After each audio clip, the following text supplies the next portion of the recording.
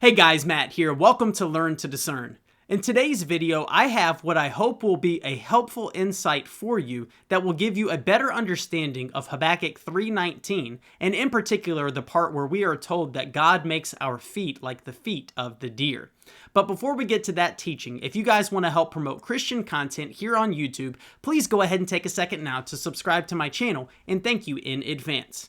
Okay, in order for us to really get the full effect of this passage, we are very briefly going to have to talk about the book of Habakkuk as a whole, and this will not take long. Habakkuk starts in chapter 1 with the prophet Habakkuk complaining to God, saying, God, why do I see so much wickedness around me in my nation right now, and I don't see you doing anything about it? God then responds and says that he is going to judge the people of the southern kingdom of Judah, and he is going to do that by sending the Babylonians. Well, this leads to Habakkuk to complain once again in chapter 2. He, in essence, says, God, the Babylonians are even more wicked than the people of Judah. How could you use them to judge your people? And God responds by saying, after I judge my people, I am going to judge the people of Babylon once more. Okay, and so that leads us now to Habakkuk chapter 3, and I really want to go towards the end of the chapter, and we get Habakkuk rejoicing in the Lord. So this starts in verse 17. He says, though the fig tree should not blossom, nor fruit be on the vines, the produce of the olive fail, and the fields yield no food, the flock be cut off from the fold, and there be no herd in the stalls, yet I will rejoice in the Lord.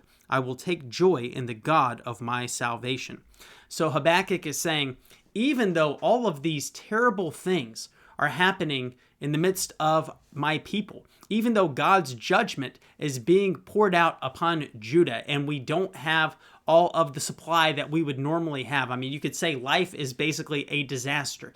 Even though all of this is happening, I am going to rejoice. And for what reason? He is going to rejoice in the Lord, in God, his Savior. It's not about the circumstances. He is rejoicing in who God is. Now, this leads us to verse 19, and I think this is really powerful. And of course, the verses we just read are very powerful as well, because we want to be people who delight ourselves in the Lord, no matter what our circumstances may be, no matter what is taking place around us. We want to understand who God is. We want to understand how he has saved us by sending his son. If we are trusting in him, we are saved by grace through faith. We want to understand all of these things, and we want to delight in that more than we focus on whatever negative circumstances we may be going through. But now let's get to verse 19.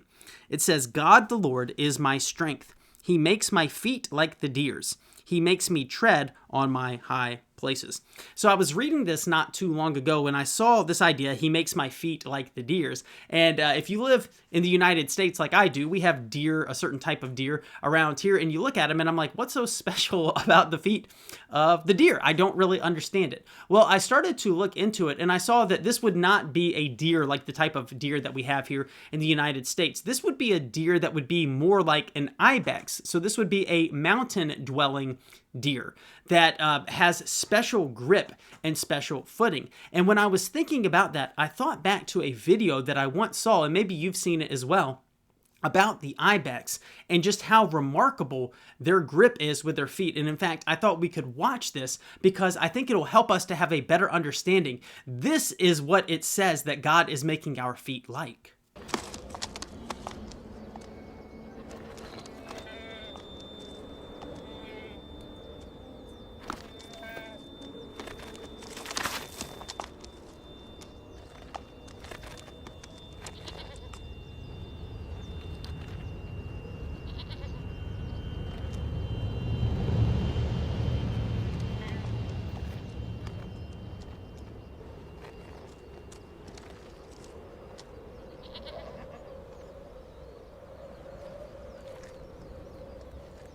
So you see how remarkable that is, that this Ibex is on such a steep slope. It looks like it should be impossible for them to be able to walk and maneuver on it, yet there they are. They don't slip, they don't fall.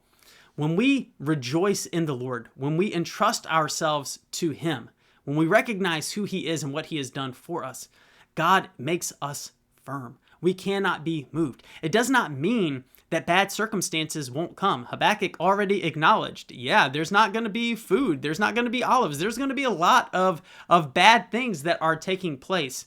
Yet I won't lose my joy. I won't lose my trust. And I think that's what I wanted us to get out of this whole thing. Let's delight ourselves in the Lord and who He is and what He has done for us in the person of Christ. Let's rejoice in that. And when we do so, we can be confident that He will hold us firm.